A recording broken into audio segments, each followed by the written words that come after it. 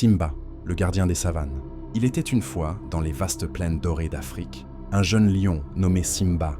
Mais ce n'était pas le Simba que tout le monde connaît. Ce Simba était unique. Il était né avec une étrange marque dorée sur le front, en forme de flamme. Une marque que les anciens respectaient et redoutaient, car selon la légende, elle appartenait aux gardiens des savanes, des lions choisis par les esprits, de la nature pour protéger l'équilibre, fragile entre les animaux et la terre. Mais Simba, lui, n'y croyait pas.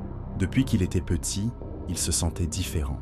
Il rêvait d'aventure, de liberté, pas de responsabilité. Il voulait explorer les montagnes lointaines, nager dans les rivières profondes et découvrir ce qui se cachait derrière l'horizon. Il pensait, ce n'est pas mon histoire, ce n'est pas mon destin. Mais un jour, la paix de la savane fut brisée. Une menace venue de l'Est avançait sans pitié. Un lion cruel, Chari, menait une armée d'hyènes et de chacals. Partout où il passait, il semait la peur et la destruction. Il voulait effacer les anciennes lois et devenir le seul maître de la savane. Le vieux sage Rafumo, un singe respecté par tous, convoqua Simba au sommet du rocher du temps. Son regard était grave. « Ah, tu ne peux plus fuir ton destin, Simba. »« Mais je ne suis pas un gardien, Rafumo. Je suis juste un lion comme les autres. »« Non, la marque sur ton front est un appel. Les esprits t'ont choisi. Si tu refuses, la savane sera perdue. » Simba sentit son cœur se serrer. Il avait peur. Peur de ne pas être assez fort. Peur de décevoir. Mais au fond de lui, une petite flamme s'alluma. Il accepta de partir en quête de ses véritables pouvoirs. Il traversa des forêts interdites, affronta des crocodiles, gravit des montagnes sacrées, où les esprits parlèrent dans le vent. Il tomba, il douta, il pleura parfois, mais il se releva toujours. Peu à peu, il découvrit la force qui brûlait en lui. Le rugissement du feu, un rugissement légendaire capable de rassembler les animaux et de repousser les ténèbres. Le jour de la grande bataille arriva. Simba, debout aux côtés des éléphants, des zèbres et des gazelles, mena le combat contre Chari et son armée. Le sol tremblait, les cieux grondaient. Dans un rugissement de feu éclatant, Simba fit reculer les ennemis et vainquit Chari, libérant la savane. Devenu un roi sage et respecté, Simba comprit que la plus grande des aventures n'était pas de voyager au loin, mais de protéger ceux qu'il aimait.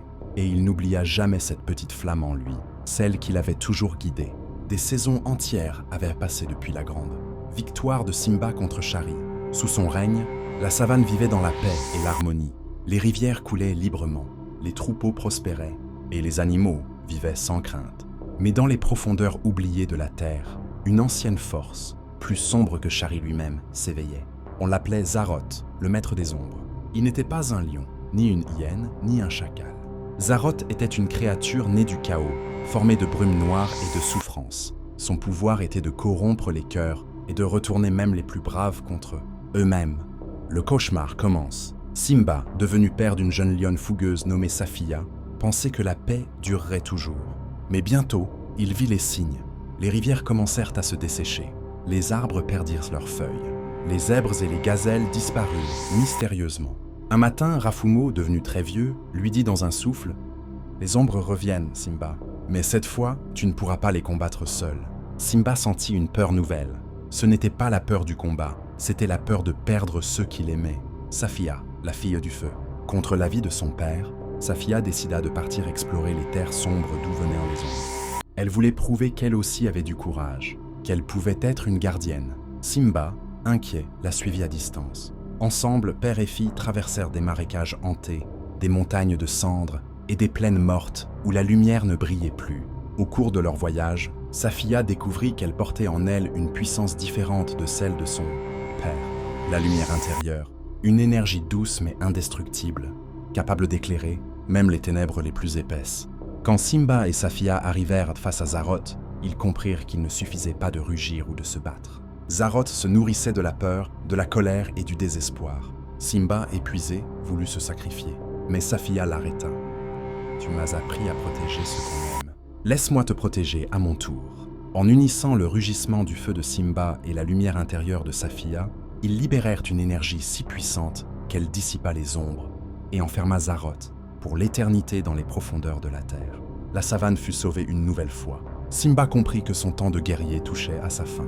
Il transmit la protection de la savane à Safia, devenue la nouvelle gardienne. En regardant le soleil se lever, Simba sourit.